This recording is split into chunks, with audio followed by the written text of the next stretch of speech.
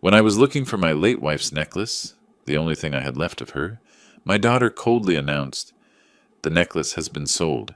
I needed the money for a vacation." Shocked by her betrayal, I called the pawn shop to get it back.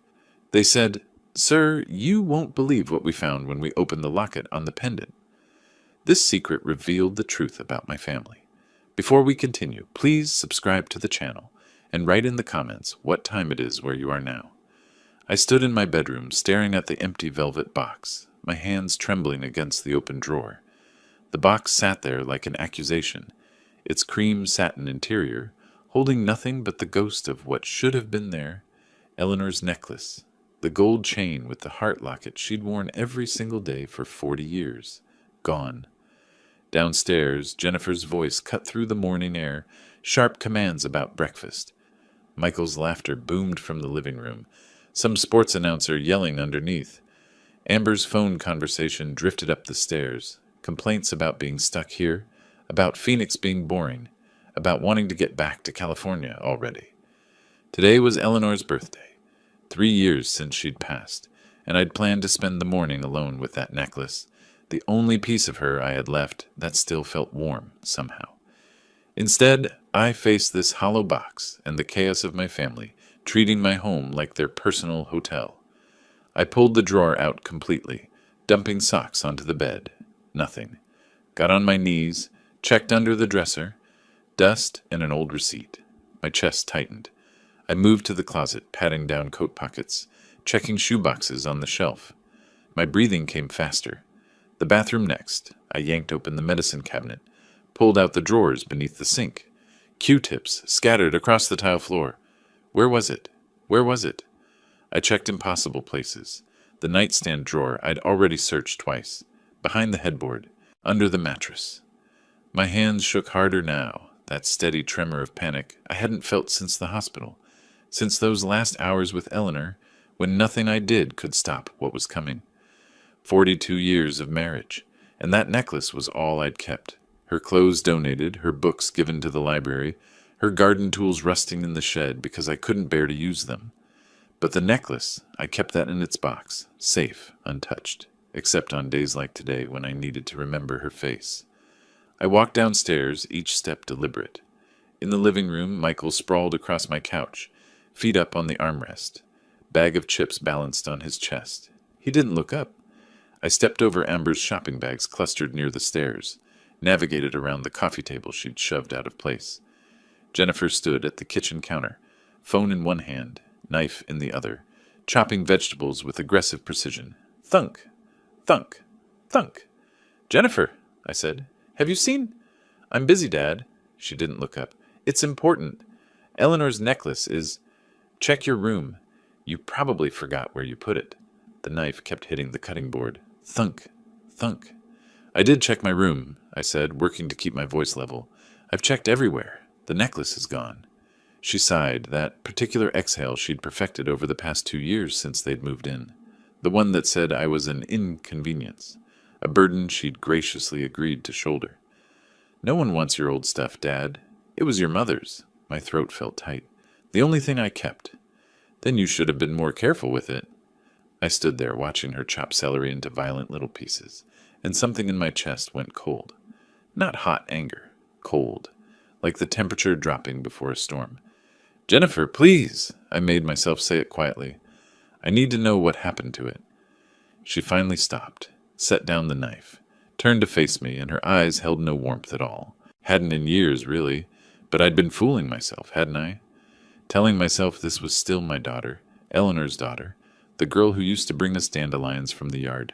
"Fine," she said. "I sold it. Dessert something pawn shop, over on Thomas Road." The words didn't make sense at first. Sold it. My daughter sold Eleanor's necklace. What? "We needed $800 for Hawaii. You said no when I asked, so I found another way." Her voice held no apology, no recognition that she'd done anything wrong. She picked up the knife again, resumed chopping. From the living room, Michael's voice drifted over, lazy and satisfied. "It was just sitting there, Wilbur. Eleanor's gone. Dead people don't need jewelry." He didn't even sit up to say it. Kept his eyes on the television, scratched his stomach, reached for another handful of chips. The casual nature of it somehow made it worse than if he'd been angry, confrontational. This was just obvious to him. Of course they'd sold it. Why wouldn't they? On the stairs, Amber laughed, that bright, empty sound of someone who finds genuine pain hilarious. "Grandpa, you're being dramatic. It's just a necklace. Mom got us an awesome vacation." I looked at her, really looked. 23 years old, Eleanor's granddaughter, and she had the same empty eyes as her mother. When had that happened? Or had I just been refusing to see it? "Your grandmother wore that every day for 40 years, I said quietly.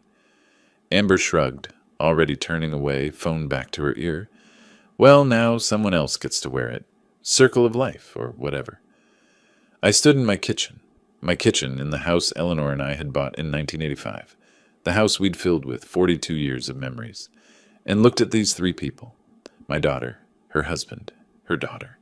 They stared back with the collective expression of people waiting for an inconvenience to remove itself.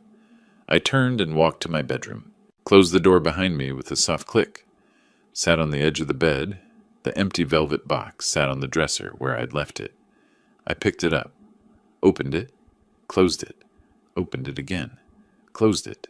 The mechanical motion calmed something in me. Or maybe it wasn't calm. Maybe it was something else entirely. My hands had stopped trembling. I sat there for a long time, the box resting on my knees, and felt something shift inside my chest. Not breaking. I'd broken 3 years ago when Eleanor died. This was different. This was a settling, a hardening, a clarity I hadn't possessed an hour ago. They'd sold Eleanor's necklace for a vacation. Jennifer had gone into my bedroom, into my private drawer, taken the one thing I treasured, and exchanged it for spending money. And Michael and Amber saw nothing wrong with that. Nothing at all. I stood, placed the box carefully back on the dresser, and reached for my phone on the nightstand. My hands stayed steady as I opened the browser and typed, "Pawn Shops Phoenix." My finger hovered over the phone screen, scrolling through the list of pawn shops scattered across Phoenix. The empty velvet box sat beside me on the bed, a small square witness to what I was about to do. My hand didn't shake anymore. That surprised me more than anything else from this morning. I started calling. The first shop, Lucky Star Pawn, didn't have it. The woman who answered sounded bored. The second shop, Cash Express, put me on hold for 6 minutes before telling me no. The third had closed permanently. The fourth didn't answer. I sat on my bed for each call, describing the necklace the same way every time. Gold chain, heart locket, inscription inside reads, "Forever, W&E. 14 karat. Bought yesterday, probably." Each time, I thanked them politely and moved to the next number. Jennifer's voice occasionally drifted up from downstairs, giving orders to someone.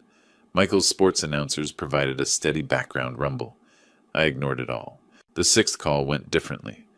"Desert Gold Pawn, this is Harold. I'm looking for a gold necklace with a heart locket," I said. "It was sold to you yesterday." A pause. "Oh yes, I remember that piece. Beautiful craftsmanship. Are you the husband?" My chest tightened. "I am. My wife passed 3 years ago." "I'm very sorry."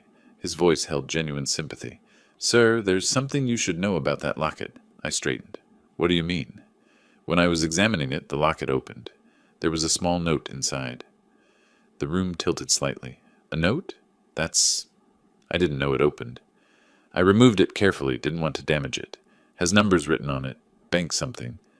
40 years. 40 years of marriage, and I'd never known the locket opened. Eleanor had worn it against her skin every single day, and I'd never thought to look for a clasp, never tried to open it. "Did you tell the woman who sold it?" I asked. "She was already gone." Honestly, I'm not sure she knew the locket opened either. She seemed in a hurry. Of course she had. Jennifer racing to convert my wife's jewelry into vacation money. She probably hadn't even looked at it closely, just saw gold and dollar signs. "I need to buy it back," I said. "How much?" I gave her $800. Fair value is closer to $1,200. It's 14 karat gold, and the craftsmanship is exceptional. "I'll pay the $1,200. Can I get it today?" "Come by any time before 6. I'll hold it for you. And sir," he paused, "I won't resell this to anyone else. It's yours." I thanked him, got the address, and sat for a moment looking at the phone in my hand. Eleanor had hidden something in that locket. A note with bank information. What else hadn't she told me? I stood, pocketed my wallet and keys, and walked downstairs. The family didn't look up as I passed through the living room. Michael's feet still claimed the couch, Amber hunched over her phone on the love seat, Jennifer somewhere in the back of the house. I walked out the front door into the November sunshine. The drive to Midtown took 30 minutes. I programmed the address into my phone's GPS and followed the calm voice through familiar streets, turned strange by purpose. Strip malls and auto shops and the occasional palm tree, Phoenix spreading out flat and beige in every direction. Desert gold. Pawn occupied a corner storefront between a nail salon and a tax preparation office. Bars on the windows, but clean bars. A neat sign. I parked in front and sat for a moment, hands on the steering wheel, preparing myself. Inside, the shop smelled like old leather and metal polish. Glass cases lined the walls, filled with jewelry and watches and cameras. A small man in his 50s stood behind the counter, gray hair neatly trimmed, reading glasses perched on his nose. "Mr. Davis?" he asked. "That's me?" "Harold Chen." He extended his hand and I shook it. "Let me get your necklace." He disappeared into a back room and returned carrying a small bundle wrapped in soft cloth. He unfolded it carefully on the counter, and there it was. Eleanor's necklace, the gold catching the fluorescent light, looking exactly as I remembered it, looking against her collarbone every morning for 4 decades. "The young woman who sold it," Harold said quietly. "Early 40s, seemed in a hurry. Didn't want to negotiate. I gave her 800 because that's fair for the weight, but I knew immediately it was worth more." He paused. "She your daughter?" I didn't answer that, just pulled out my wallet and counted out $1,200 bills. Harold had already prepared the paperwork. He pushed a small envelope across the counter. "The note," he said. "I put it in here for safekeeping." "Thank you," I managed. "Take care of it this time," he said gently. I drove 3 blocks before I had to pull over. My hands were shaking again, emotion flooding back now that the task was complete and I was alone. I parked in a shopping center lot, truck facing the afternoon sun streaming through the windshield. The necklace felt heavier than I remembered. I held it up to the light, turning it slowly, looking for the clasp Harold had mentioned. There, so tiny I'd never noticed it before, a small indentation on the side of the heart. I pressed it with my thumbnail. The locket sprang open. Inside, rolled impossibly tight, a piece of paper no bigger than my pinky nail. I used my fingernails to extract it, unrolled it carefully against my thigh. Eleanor's handwriting, microscopic, but unmistakable. Bank of Arizona, box number 4782. I sat in my truck staring at those words until the sun shifted and the windshield glare became too much. Eleanor had a safety deposit box at Bank of Arizona, box number 4782, and she'd never told me. I drove home in a daze, parked in the driveway, walked past my family still planted in their same positions, like permanent fixtures, up to my bedroom. I stood at the window, watching the sun sink toward the horizon, the necklace clutched in one hand, the note in the other. What had Eleanor hidden from me, and why? That night, I didn't sleep. I lay in bed turning the questions over and over, the necklace on my chest where Eleanor used to wear it, feeling the slight weight of the gold, wondering what other secrets she'd kept. Morning came slowly. I showered, dressed in my good khakis and a button-down shirt, and drove downtown to Bank of Arizona's main branch on Washington Street. The building rose 10 stories, glass and steel and intimidating. I walked through the revolving door into a marble lobby that echoed with quiet conversations and clicking heels. A young woman at the information desk looked up with a professional smile. Her name tag read, Lisa. "I need to access a safety deposit box," I said. "Of course. Do you have the box number and identification?" I showed her Eleanor's death certificate. I'd brought it, some instinct telling me I'd need it, and my driver's license. Lisa examined both carefully. "I'll need to see ID and your wife's death certificate. You're listed as surviving spouse?" "Yes. Married 42 years. She typed information into her computer, nodding. "The box was opened last in 2019. 6 years ago. No activity since." 2019. Eleanor had been diagnosed in early 2022. She'd set this up 3 years before she got sick, before either of us knew what was coming. My wife passed in 2022, I said. She must have set this up before. Lisa's professional mask softened slightly. Take all the time you need in the privacy room, Mr. Davis. I'll walk you through the process. She led me through a heavy door into a vault room, walls of metal drawers, each with 2 keyholes. Lisa used her key and the box number to slide out a long metal container. She handed it to me, heavier than I expected, and guided me to a small windowless room with a table and chair. I'll be outside when you're finished, she said quietly, and closed the door. I sat alone, the metal box on the table in front of me, and couldn't make myself open it. My hands rested on either side of it, feeling the cold metal, and I thought about Eleanor 6 years ago coming to this same room, putting something inside this box, locking it away without telling me. Finally, I lifted the lid. Stacks of cash. $100 bills in envelopes, organized with rubber bands. I counted quickly. $20,000 at least. Maybe more. And underneath it all, a sealed envelope. My name in Eleanor's careful handwriting. Wilbur. I picked up the letter, held it against my chest with my eyes closed. She'd known. Somehow, she'd known something was wrong. Known I'd need this. Known Jennifer would. My hands found the envelope seal. I broke it carefully, unfolded the paper inside. My fingers broke the seal carefully, the paper crackling in the silence of the privacy room. I unfolded 2 pages covered in Eleanor's handwriting, that neat, measured script I'd seen on grocery lists and birthday cards for 42 years. My breathing went shallow as I began to read. My dearest Wilbur, if you're reading this, I'm gone, and you've found what I've hidden. The first line hit me like a physical blow. Her voice came through so clearly I could almost hear it. That slight rasp she'd developed in her 50s, the way she'd pause between thoughts. I saved this money over 30 years. Small amounts from each paycheck you never noticed. Don't be angry with me for the secrecy. I did it because I love you and I know what's coming. I read faster, my hand trembling against the table's edge. Jennifer has always been difficult.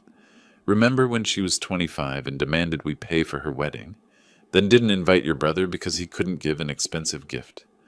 I saw her true nature then, the way she treats people as transactions, the way nothing is ever enough.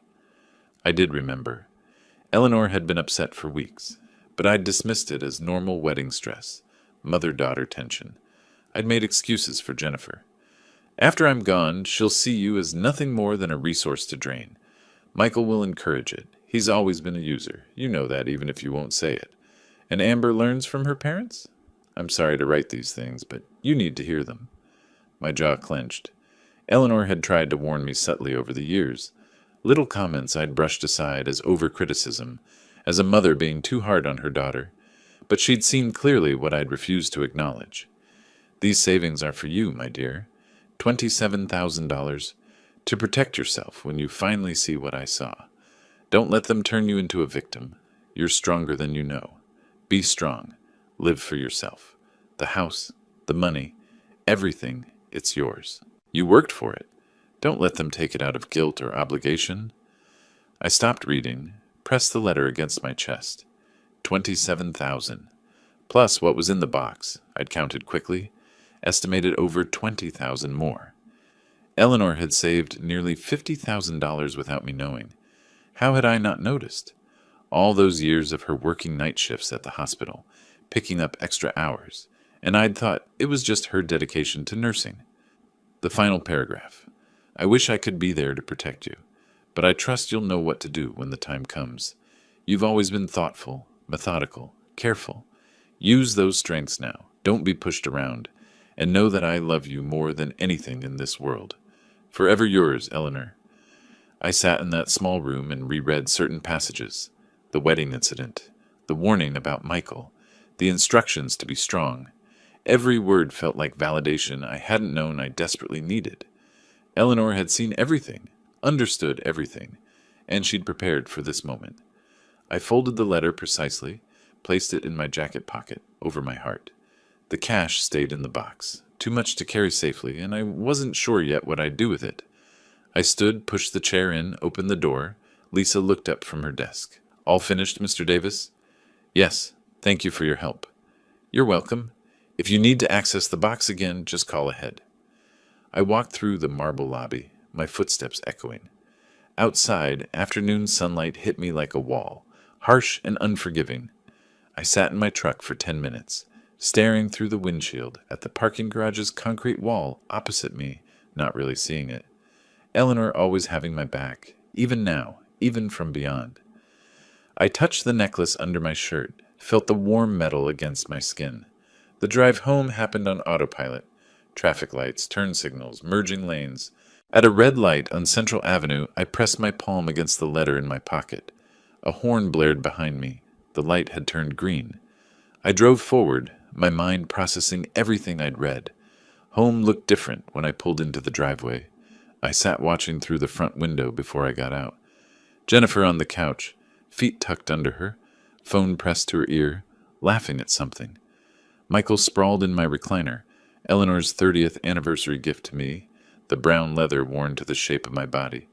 Amber at the kitchen table, bottles of nail polish scattered, cotton balls everywhere, painting her nails bright pink. My house, my space, occupied like conquered territory. I walked inside. Nobody looked up. Jennifer noticed the necklace first. The chain was visible at my collar where I'd tucked it inside my shirt.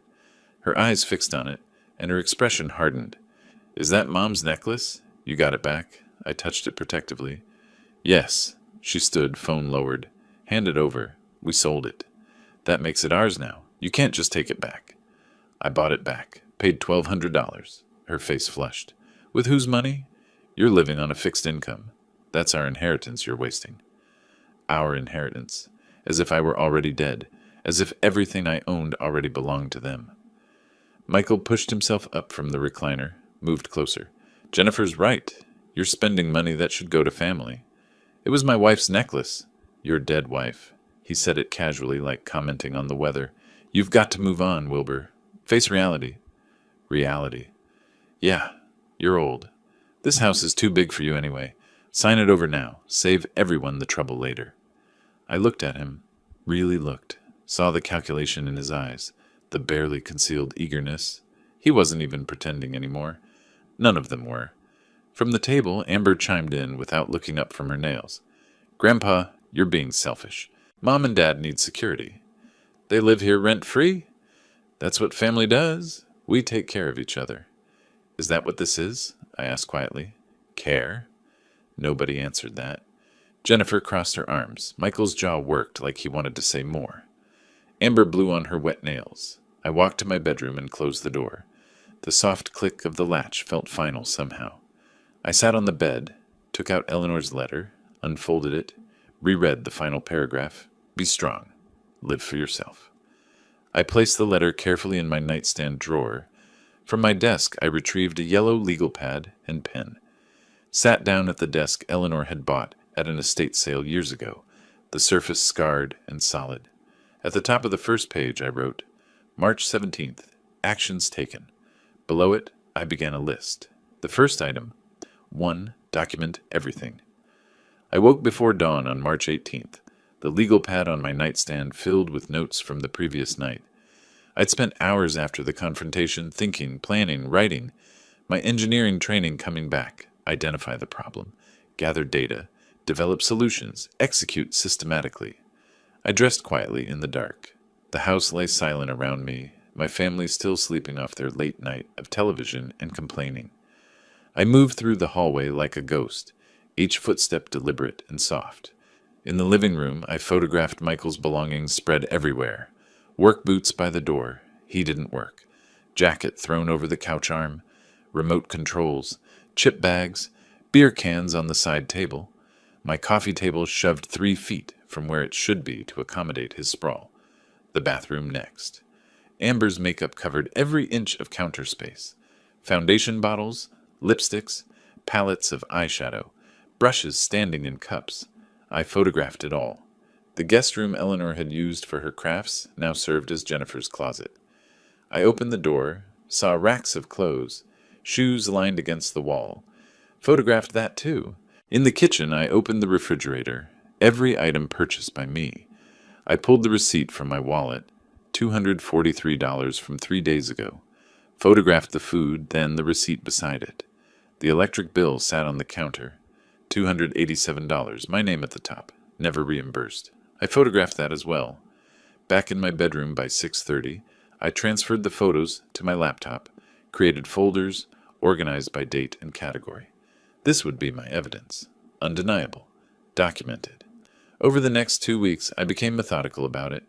Went through my filing cabinet, pulled documents I'd kept organized for years. The house deed, purchased 1905, paid off 2018, my name alone. Property tax records, all current, all paid by me. Utility bills going back 3 years, everyone showing zero contribution from Jennifer's family. On March 25th, when everyone left for the day, Jennifer to her part-time job at the dental office, Michael supposedly job hunting, Amber meeting friends, I installed the camera. I'd researched Arizona law carefully. Single-party consent for recording. My house, my right to secure it. I'd found a camera system online that disguised itself as a smoke detector, ordered it with 2-day shipping. The installation took an hour. I watched a tutorial on my laptop twice, then carefully removed the old smoke detector in the living room corner. The new unit looked identical but contained a wide-angle camera lens, barely visible behind the white plastic grating. I mounted it, tested the connection on my phone. Perfect view of the couch, the kitchen entrance, most of the main floor. I felt no guilt. This was my home, my property. They'd forfeited any expectation of privacy the moment they started plotting how to take everything from me. The recordings proved valuable quickly. By March 29th, I had hours of footage. That evening, I sat at my bedroom desk. Door locked, laptop open, watching. Jennifer's voice came through clearly. I can't believe he spent $1,200 on that necklace. That's our money. Michael, from the couch. He's being selfish. Old people get like that. When this house is ours, first thing I'm doing is remodeling. This place is stuck in 1985. Might not have to wait too long. He's what, 67? How many years he got left, really? I saved the clip, labeled it carefully. Evidence 329, Inheritance Discussion MP4. Another clip from April 1st showed Amber on the phone with a friend sitting on the stairs. My grandpa is such a pain. He got all weird about my mom selling some old necklace. The friend's voice faint. Why'd she sell it? We needed Hawaii money. He wouldn't give it to us, so Mom took care of it herself. Honestly, I'll be glad when this house is ours and we don't have to deal with his drama. My face remained impassive as I watched. Saved the clip. Added it to the growing folder. The financial forensics took longer. I pulled 3 years of bank statements, spread them across my desk, created a spreadsheet. Every loan to Michael went into the document with dates and amounts. $500 for car repairs in May 2022. $1,200 for emergency dental in August 2022. $2,000 for an investment opportunity in November 2022. On and on, month after month. I added formulas. Watched the total climb. By the time I finished, the number at the bottom read, 18,500 Mauers. The actual repayment column contained nothing but zeros. I printed the spreadsheet, added it to my evidence folder. Found Jennifer's credit card statements mixed with my mail. She'd been using my address without asking. The Hawaii trip itemized clearly. $4,200 including flights, hotel, excursions, plus the $800 from selling Eleanor's necklace. By early April, my folder had grown thick with documentation. Photographs, videos, financial records, property documents, everything organized with tabs and labels. I sat at my desk one evening, the folder open before me, and knew it was time. I picked up my phone, searched Elder Law Attorneys Phoenix. Patricia Morrison's practice appeared third in the results. Protecting senior rights, experienced elder law attorney. I called the next morning. Her receptionist scheduled me for April 3rd at 2 in the afternoon. The office building downtown rose 12 stories, glass and steel reflecting the desert sky. I parked in the garage, took the elevator to the 3rd floor. Patricia Morrison's name on a glass door, neat reception area with leather chairs and legal journals on a side table. The receptionist showed me to Patricia's office. She stood to greet me, 50-ish gray-streaked dark hair pulled back, business suit, reading glasses on a chain around her neck. She shook my hand firmly, gestured to a chair across from her organized desk. Mr. Davis, tell me what's going on. I placed my evidence folder on her desk. My daughter and her family have been living in my house for 3 years. They don't pay rent or contribute anything to expenses. They've been exploiting me financially, and they're waiting for me to die so they can take everything. Patricia's expression didn't change. She opened the folder, began reviewing documents, made notes on her own legal pad, asked questions in a sharp, efficient manner. Do they pay anything toward household expenses? No? Have you asked them to leave? Not formally. Good. We'll do this properly. She continued through the folder, watching video clips on my laptop, examining the spreadsheet, reading the property documents. 20 minutes of silence except for her occasional questions. Finally, she looked up. Mr. Davis, this documentation is excellent. Very thorough. How long has your daughter's family lived there? 3 years since my wife passed. And they've never paid rent, utilities, or contributed to household expenses? Not a dollar. Jennifer says family doesn't charge family. Patricia nodded, writing. Did you invite them to live there permanently, or was it supposed to be temporary? Temporary. Just until they found a place. That was 3 years ago. She set down her pen, folded her hands. Under Arizona law, they're tenants at will. You can establish rental terms at any time. What if they refuse to pay? Then we have grounds for eviction. But we do this by the book. Everything documented, everything legal. How long does eviction take? If they contest it, maybe 3 months. But with your evidence of their behavior, the financial exploitation documented this thoroughly. I don't think it'll take that long. Most people leave when they realize you're serious. I touched the necklace under my shirt, Eleanor's presence still guiding me, still protecting. My retainer is $3,000, Patricia said. That covers initial filings, drafting the rental agreement, and the first phase of eviction proceedings if needed. That's fine. She studied me for a moment. You're certain you want to do this? They're your family. My wife warned me this would happen. I should have listened sooner.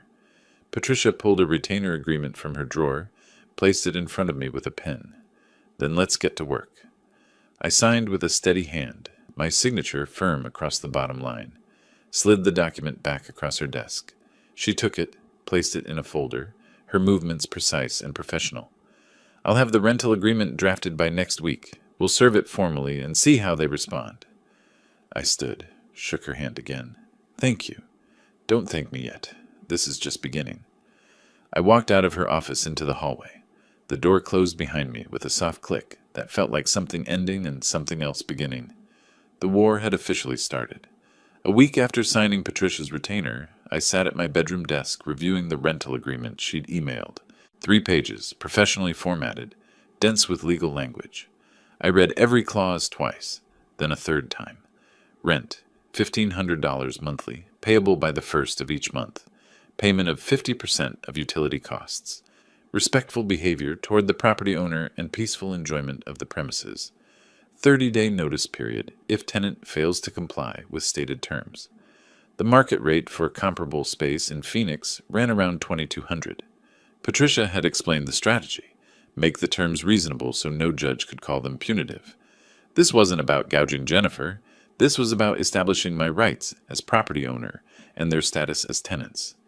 I touched the necklace under my shirt. Eleanor would approve of this methodical approach. I clicked reply, typed, "This is perfect. Let's proceed." Hit send without hesitation. Patricia arranged for official service. On April 10th at 2 in the afternoon, a woman arrived at my door carrying a leather portfolio. Professional attire, all business. Deborah Klein, notary public. Jennifer appeared behind me. "Who's this?" I stepped aside, let Deborah enter. She moved to the dining table, opened her portfolio, removed the rental agreement and her notary seal. Jennifer hovered, suspicion radiating from her. "Ms. Thompson, I'm here to serve you with a rental agreement for this property." Deborah's voice carried formal weight. "Please read it and sign acknowledging receipt." Jennifer snatched the document. Her eyes moved rapidly across the first page. Her expression darkened with each line. $1,500 a month? Utilities? This is insane. "The document outlines terms of continued residency," Deborah said calmly. "You're not required to agree, only to acknowledge you've received it." "I'm not signing anything." Deborah made a notation on her form. "Noted. Service is complete regardless. You have 30 days to respond." Jennifer whirled on me. What is this? Some kind of joke? It's a rental agreement, legally required. We're your family. This house belongs to us. This house belongs to me. The deed is in my name. You're tenants. Tenants? Tenants? How dare you? Michael emerged from the living room, took the agreement from Jennifer's shaking hands, read it quickly, his face reddening. You're not thinking clearly, Wilbur. Maybe you need a doctor to evaluate your mental state. My mental state is fine. We'll see what a judge says. Competency hearing. We'll get guardianship. You're welcome to try. He stepped closer, using his height advantage. You have no idea what you're starting, old man. Deborah gathered her materials efficiently, clearly accustomed to hostile situations. She left without ceremony. The door closed behind her with a definitive click. The terms are reasonable, I said into the silence. Below market rate for rent in this neighborhood. We're not paying you rent, Jennifer's voice cracked. Then you need to leave. Michael's jaw worked. We're not going anywhere. You have 30 days. After that, the decision won't be yours anymore. I walked to my bedroom, closed the door, sat on the bed for a moment, breathing steadily. Through the walls, Jennifer's voice rose in fury. Michael's deeper rumble responded. Amber's higher pitch joined the chorus. I had other moves to make. The bank downtown took 30 minutes to reach. I parked in their garage, took the elevator up, asked for a manager. Marcus, early 30s, professional demeanor, led me to his office. How can I help you today, Mr. Davis?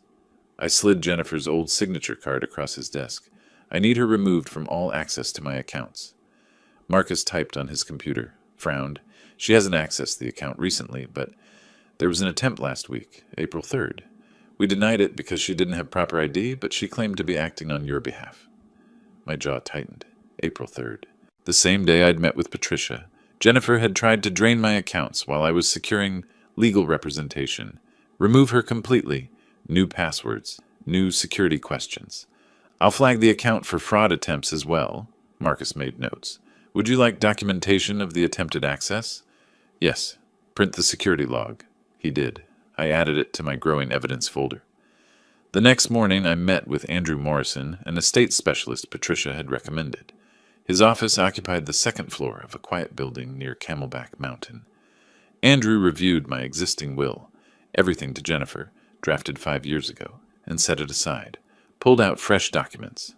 You're certain about these changes? Completely certain. I initialed each page. 3 beneficiaries. The Phoenix Homeless Coalition, the Memory Research Foundation, and the Arizona Elder Rights Advocacy Center. Organizations that did actual good in the world. Jennifer would receive nothing. Andrew witnessed my signature, applied his notary seal, sealed the document in an envelope, handed me a copy. Effective immediately, Mr. Davis. Thank you. Back home, I avoided the living room where my family congregated, heard Jennifer on the phone. I know, Mom's lawyer might help. I didn't know Eleanor's family attorney, but I doubted he'd take Jennifer's side once he understood the situation. The next few days, I documented everything. Michael accidentally blocking me in hallways. Jennifer going through my mail. I found several pieces opened and refolded, hidden in the kitchen drawer under dish towels, including Patricia's letter with detailed legal strategy. Federal crime, mail tampering. I photographed the violated envelopes, the hiding place, everything. April 14th, evening. I tried leaving my bedroom for dinner. Michael leaned against the wall directly outside my door. Excuse me. He didn't move. We need to talk about this rental nonsense. Move, please. He shifted slightly. Not enough. What if I don't? I'll call the police. He laughed. For what? I'm standing in a hallway. He eventually moved, but the message was clear. The hallway camera captured everything. His deliberate positioning, his refusal to move, his threatening posture. That same night, he escalated further. I was making tea in the kitchen when he entered, getting too close, invading my space. When I tried to step around him, he shoved me. Not hard enough to knock me down, but enough to make me stumble against the counter. Careful, old man. Accidents happen at your age. The rear camera captured it perfectly, his hand making contact, my body shifting from the force, his satisfied smirk. I didn't respond. Took my tea to my bedroom, locked the door. At my desk, I compiled everything methodically. Video of Michael blocking my door. Video of the push. Clear assault. Photos of intercepted mail. Bank notifications about Jennifer's access attempt. I created a folder. Emergency eviction evidence with organized subfolders. Wrote an email to Patricia detailing each violation. Attached the complete folder. Her response came within minutes. Call me immediately. This changes everything. I called. She answered on the first ring. Wilbur, the push is assault. The mail tampering is federal. The bank fraud attempt is elder exploitation. What does this mean? It means we're not waiting 30 days. I'm filing for emergency eviction based on domestic violence and financial abuse. How fast? Court hearing within 2 weeks. Bring all your evidence. They're going to regret escalating this. April 15th. Another notification from my bank appeared in my inbox. Jennifer had made a second attempt to access my account, this time claiming I'd granted her power of attorney. The bank denied it, flagged it as potential elder fraud. I forwarded the email to Patricia. Subject line, escalation. Message body, one word, more ammunition. I clicked send, watched the confirmation appear, closed the laptop slowly. Through my bedroom door, Jennifer and Michael's voices rose in argument, planning their next move, no doubt, still believing they held some cards. They had no idea what was coming. The next morning, I walked into my kitchen to find Jennifer sitting at the table with a stranger, a man in a cheap suit, briefcase open, papers spread before him.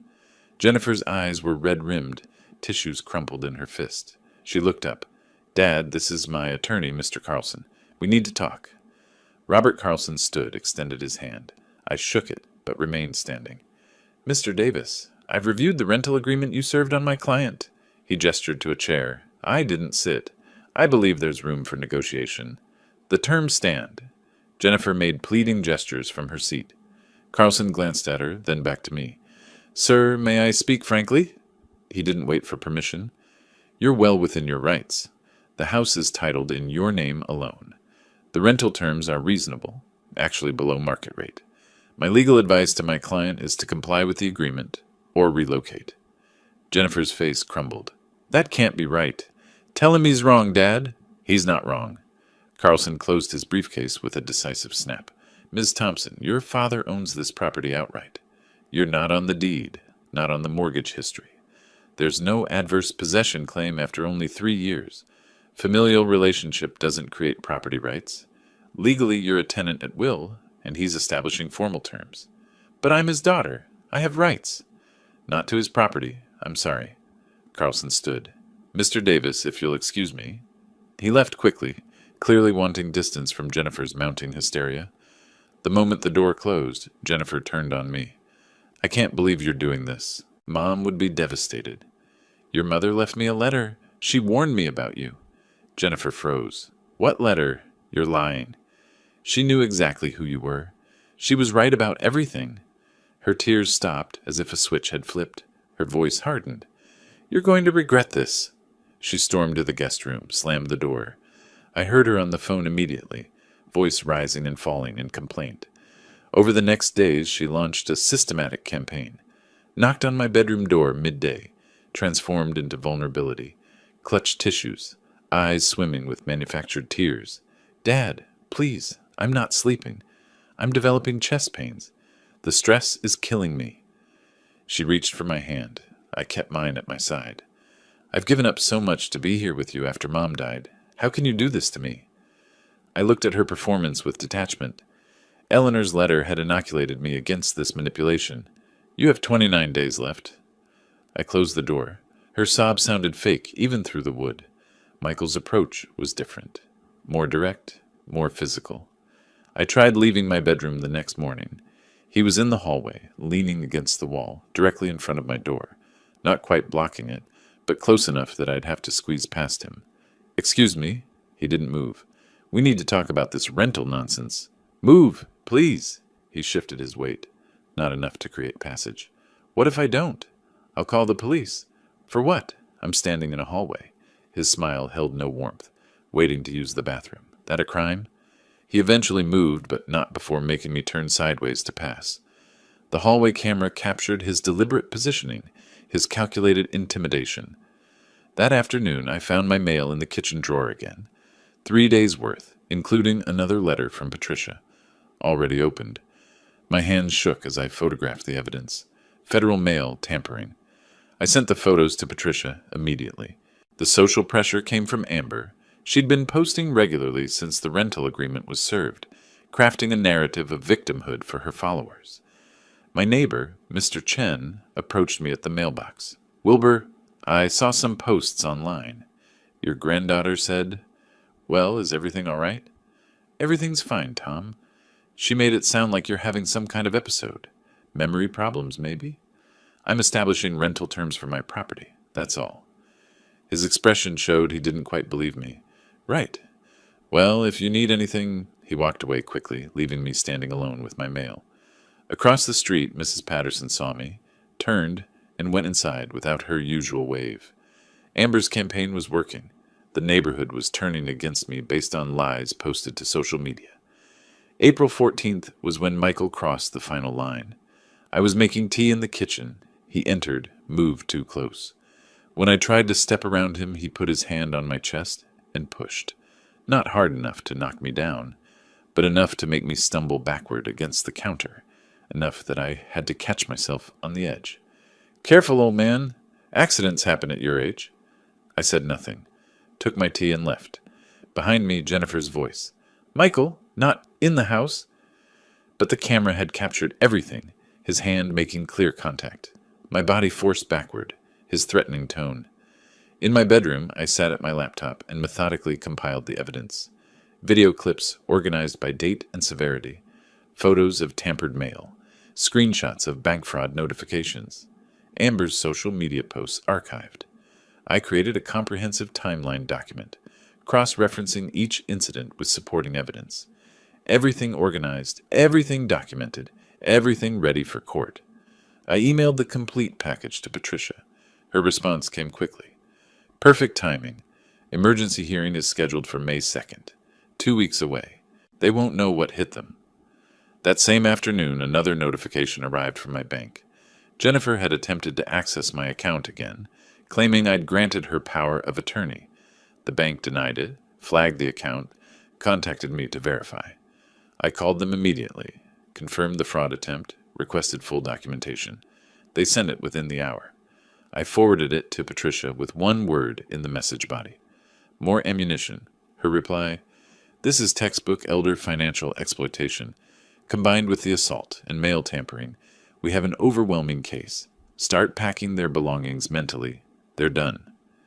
I stood at my bedroom window, watching the sun sink toward the western mountains. Phoenix spread out below in the amber light, the city where Eleanor and I had built our life together, where we'd raised Jennifer, bought this house, worked and saved and planned for a future we'd thought would be peaceful. In the living room, I could hear my family arguing, Jennifer's voice sharp with panic, Michael's defensive rumble, Amber whining about having to move. They still thought they were winning, still believed their tears and threats and social media posts would force me to capitulate. They had no idea the trap had already closed around them. I touched Eleanor's necklace through my shirt, felt the warm gold against my skin, and allowed myself the smallest smile. 2 weeks until the hearing, 14 days until justice arrived. I could wait. 2 weeks later, I sat in a courtroom watching Judge Margaret Stone review documents at her bench. The emergency hearing had arrived. Patricia sat beside me, 2 accordion folders on the table before her. Across the aisle, Jennifer huddled with Carlson and Michael, all 3 avoiding my gaze. Judge Stone looked up, steel gray hair framing sharp eyes that had clearly seen through countless family disputes. "I've reviewed the evidence submitted by Ms. Morrison. The videos are particularly disturbing." Carlson stood. "Your Honor, this is a family dispute. Emotions are running." "Mr. Carlson, assault is assault, regardless of family relationship, and the mail tampering is a federal offense." The judge's voice cut through his excuse. "I'm issuing a temporary restraining order. Mr. Thompson will maintain a distance of at least 10 feet from Mr. Davis at all times within the shared residence. Any violation will result in immediate arrest." Michael nodded reluctantly, jaw tight. "The full eviction hearing is scheduled for July 2nd. Mr. Davis is within his rights to establish rental terms or request vacation of his property." Patricia leaned close as we stood. 2 months, but we're winning. The family returned home that afternoon. The restraining order changed nothing fundamental.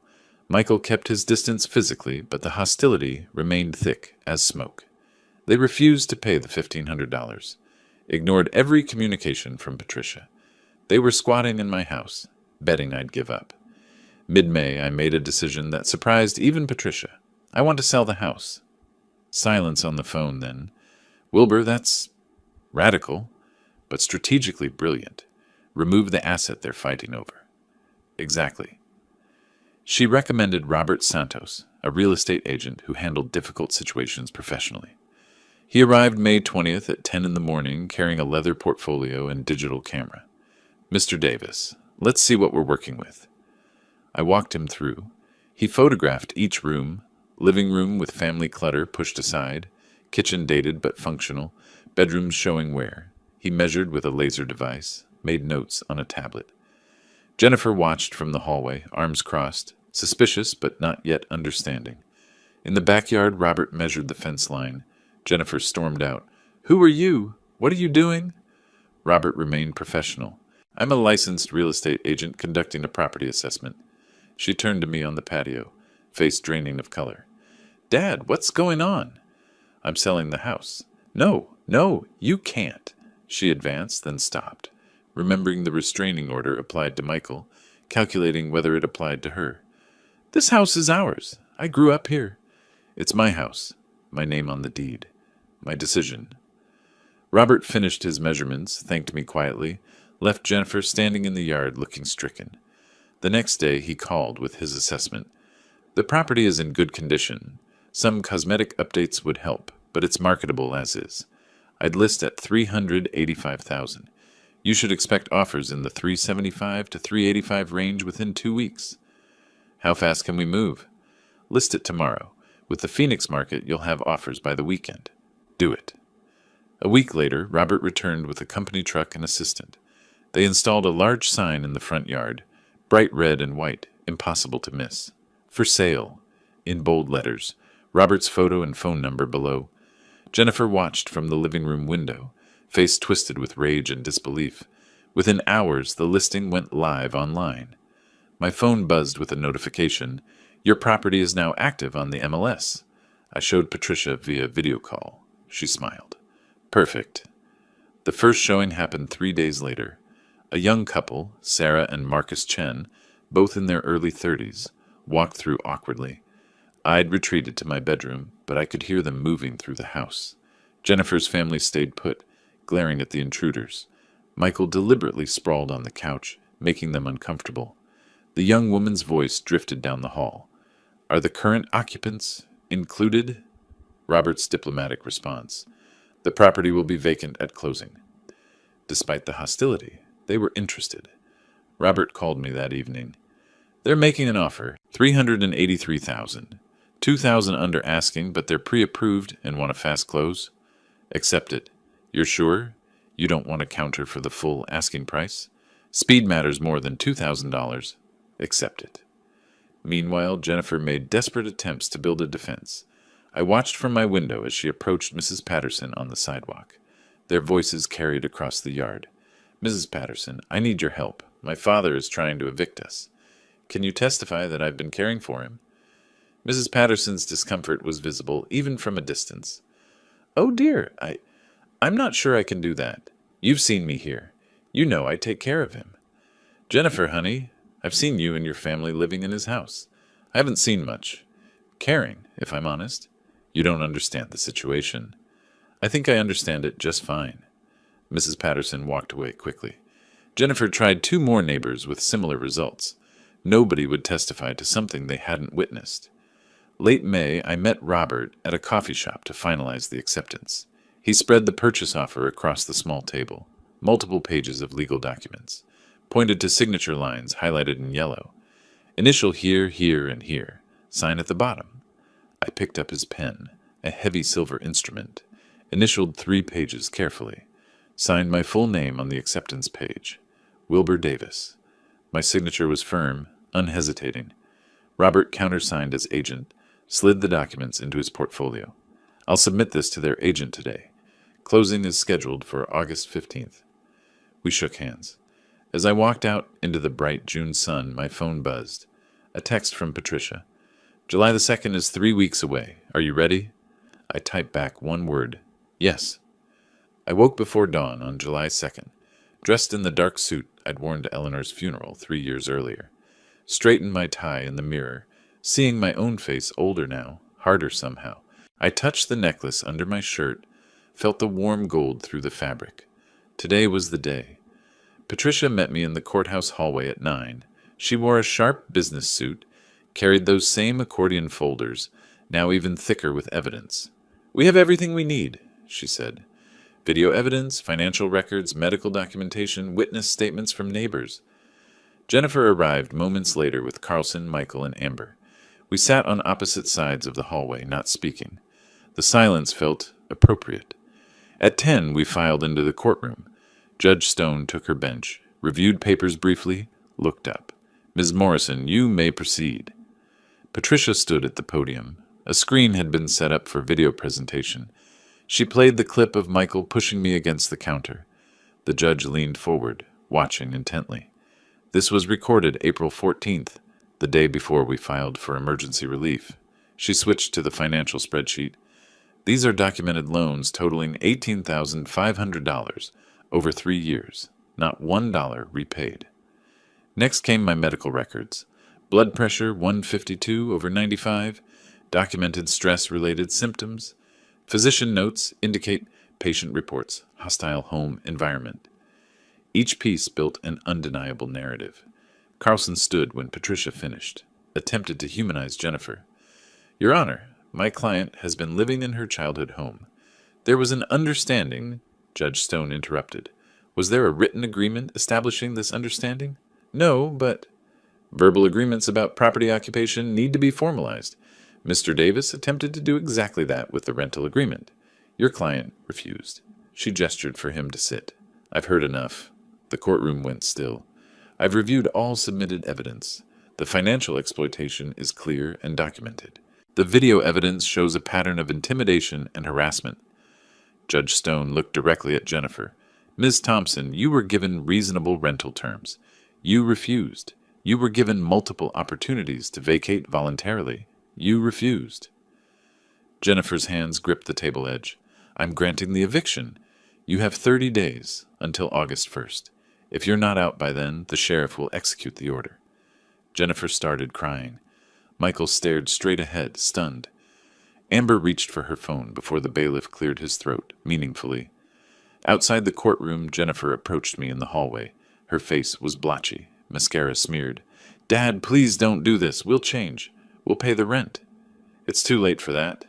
Where are we supposed to go? That's not my problem anymore. How can you be so cold? We're your family.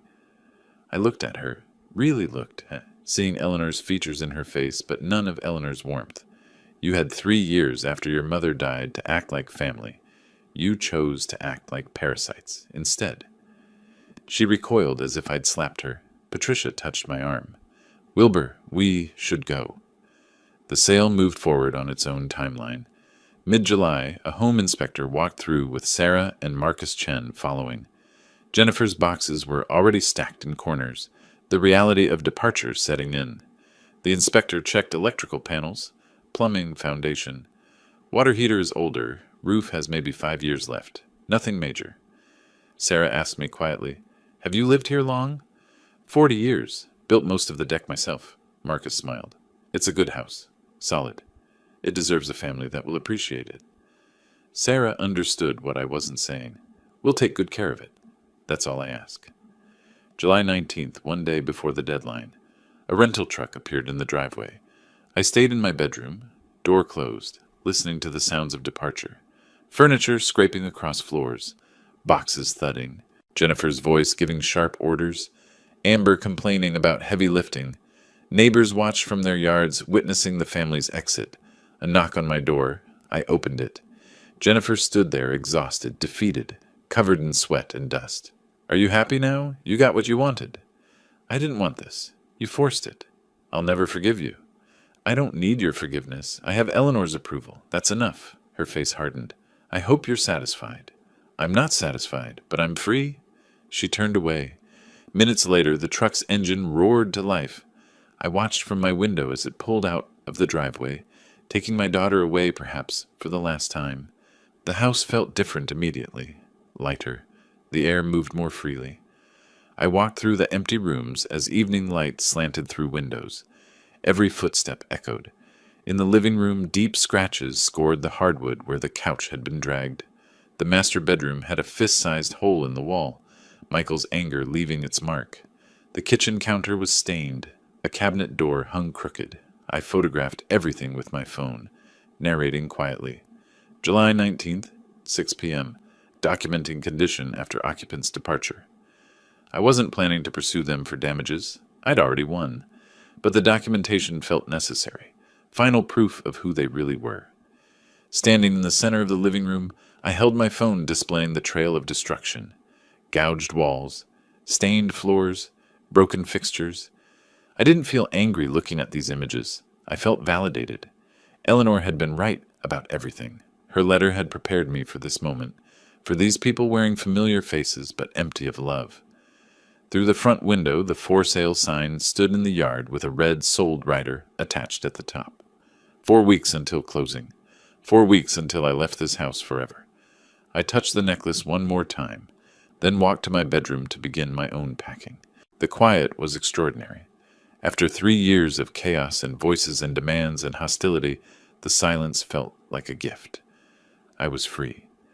3 days after the family left, I sat at my laptop in the empty house, browsing real estate listings in Scottsdale. The silence echoed around me, footsteps, breathing, the click of keys, all amplified by absence.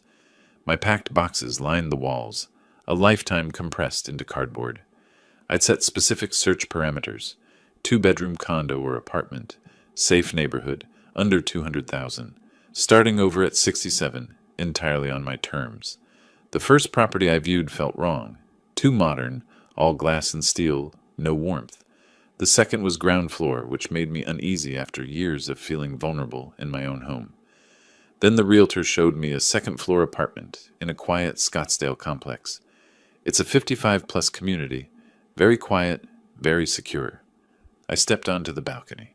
Mountain views, afternoon breeze, other residents my age walking dogs below. The complex had a security gate, cameras, a community room I'd probably never use. "Can we make an offer today?" She looked surprised. "Of course. What are you thinking?" "Full asking price, cash, no contingencies." By early August, the purchase was finalized. $195,000. I used Eleanor's hidden money and part of the house proceeds. No mortgage. The freedom of that felt extraordinary. I spent a week transforming the second bedroom into a workshop. Unpacked power tools still wrapped in factory plastic. I'd sold my old equipment years ago when Jennifer's needs consumed my time and space. Now I set up a workbench, installed pegboard for tools, arranged storage bins methodically. The table saws were, when I tested it, was deeply satisfying. Familiar. I selected oak from my first lumber purchase, began cutting pieces for a shadow box, for Eleanor's necklace. Sawdust filled the air.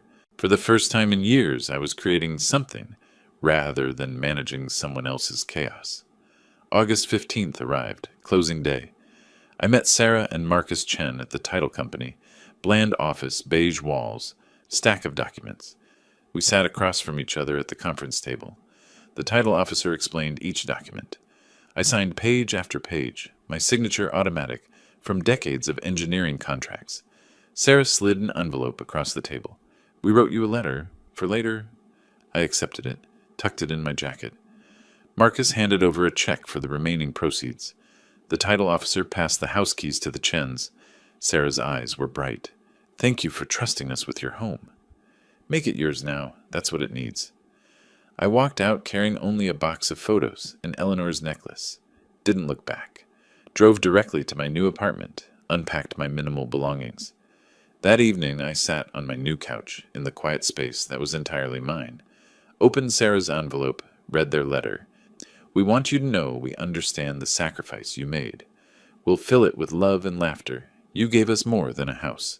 You gave us a future." I folded it carefully, placed it in my desk drawer beside Eleanor's letter. 2 messages of hope from 2 different sources. Meanwhile, I'd opened a new bank account at a different institution, transferred approximately $210,000 after all purchases and expenses, set up automatic payments for utilities, HOA fees, everything organized with the precision I'd once applied to engineering projects. For the first time in years, I reviewed my accounts without anxiety, without wondering what Jennifer had taken or Michael had borrowed. She tried calling me. I watched her name appear on my screen, let it go to voicemail, didn't listen. Another call. Another. I opened my settings, scrolled to block contact. Confirmed. A text from a different number. Michael's. You owe us. We're family. Block. Another from Amber's number. Grandpa, please answer. Block. I changed my number the next day, gave it only to Patricia, my doctor, and the complex security office. Late August, a knock on my apartment door. I looked through the peephole. Jennifer stood there, looking exhausted, desperate. Dad, I know you're in there. Please, we need to talk. We made mistakes, but we're family. I backed away silently, sat in my armchair.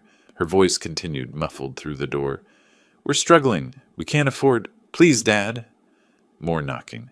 A door opened down the hall. A male voice. Ma'am, if you don't leave, I'm calling security. Jennifer. This is my father. He's not answering. You need to go. Footsteps retreating. Finally silence. I felt no guilt. I felt free. That evening I stood in my workshop working on the shadow box. Oak with dovetail joints, requiring precision and patience. I applied wood glue carefully, fit the pieces together, clamped them to dry. When it was finished, I mounted Eleanor's necklace inside, hung it on my living room wall in a place of honor. The gold caught the lamplight, glowing softly. I walked to my window, looked out at the Scottsdale Mountains, darkening against the orange sky. Tomorrow was August 28th, 3 years since Eleanor passed. I had plans for that anniversary. Good plans, peaceful plans. 2 days before Eleanor's anniversary, I sat in Patricia Morrison's office one last time. She slid a document across her desk, my newly finalized will. It's official. Everything goes to the 3 charities, as you specified. Your daughter is explicitly excluded with an explanation that she's already received what you consider her fair share during your lifetime. I read the relevant section aloud quietly. To my daughter, Jennifer Davis Thompson, I leave nothing, as she has already received substantial financial support during my lifetime and has demonstrated through her actions that she values my assets more than our relationship. I initialed each page, signed all 3 copies. Patricia and her paralegal witnessed. The notary seal was applied. You're protected, Patricia said. She showed me another document, a medical report from Dr. Sarah Patel, geriatric specialist. Jennifer tried to file for guardianship, claimed you were mentally incompetent to manage your affairs. I wasn't surprised. I arranged for a comprehensive evaluation. The results, cognitively sharp, physically healthy, fully competent. Her petition was dismissed immediately. I felt vindicated but not shocked. I'd always known I was fine. Jennifer was the one who was broken. Patricia handed me another letter. This came from Carlson yesterday, requesting family mediation to repair relationships. I read it once. The desperation was transparent. Jennifer needed money, hoped reconciliation might lead to some inheritance. No, I said simply. I'll draft a response declining. The matter is closed. Thank you, Patricia. For everything, she smiled. It was my pleasure, Wilbur. You deserve justice. August 28th arrived. 3 years exactly since Eleanor's death. I woke before dawn in my new apartment, made coffee in my small kitchen. The familiar ritual felt right. I carefully removed Eleanor's necklace from the shadow box, held it in my palm. The metal was cool, the heart-shaped locket perfect. I opened it. The tiny space where her note had been hidden was empty now, but I remembered every word. I sat in my armchair, necklace in one hand, her letter from my desk drawer in the other. Read it again. Be strong. Live for yourself. I did it, Eleanor, I whispered to the quiet room. I'm free. Tears came, not from sadness, but release. She'd saved me even after death, given me permission to choose myself over obligation. You were right about everything. Thank you for not giving up on me. I returned the necklace to its place of honor on the wall, where it caught the morning light. That afternoon, I met Dennis Morrison at a Starbucks in Scottsdale, an old friend from my engineering days, someone I'd lost touch with when Jennifer's family consumed my life. He was there first, gray hair, warm smile. We shook hands, the gesture turning into a brief hug. I tried calling you a few times over the years, Dennis said as we sat with our coffee. Always went to voicemail. I was occupied. My daughter and her family moved in after Eleanor died. Understanding dawned in his expression. Ah, that kind of occupied. We talked for 2 hours, about Eleanor, about engineering projects from decades past, about Dennis's grandchildren. Finally, I said, I'm living alone now, by choice. Dennis grinned. Good for you, Wilbur. That wasn't living before. No, but it is now. How about chess next Thursday? Prepare to lose. You're on. It was the first social engagement I'd made for myself in years. That evening I stood in my workshop, working on an oak box, dovetail joints, requiring precision and patience. I'd built the shadow box for Eleanor's necklace. This box had no specific purpose yet. Maybe I'd give it to Dennis. Maybe I'd keep it for my own small treasures. It didn't matter. What mattered was that I was making it with my own hands, in my own time, for my own reasons. I applied glue to the final joint, fitted the pieces together carefully, ran my hand over the smooth wood, feeling the grain. The satisfaction was profound. As I worked, I thought about the journey, Eleanor's letter hidden in the necklace, the discovery of her savings, the legal battle, Patricia's expertise, the house sale, this new beginning. I didn't feel victorious. I felt balanced. I cleaned my tools methodically, swept the sawdust, examined the completed box in the light. The joints were perfect. I set it on the workbench, satisfied with my work, turned off the shop light and walked into my living room. Eleanor's necklace glowed softly in the evening light from the window. The gold caught the last rays of sun, throwing tiny reflections across the wall, like stars, like promises kept. I walked to the window, looked out at the Scottsdale Mountains, darkening against the orange sky. My phone sat silent on the counter. My number, my contacts, my control. Tomorrow I'd meet Dennis for chess. Next week I'd finish another project in my workshop. The month after that, who knew?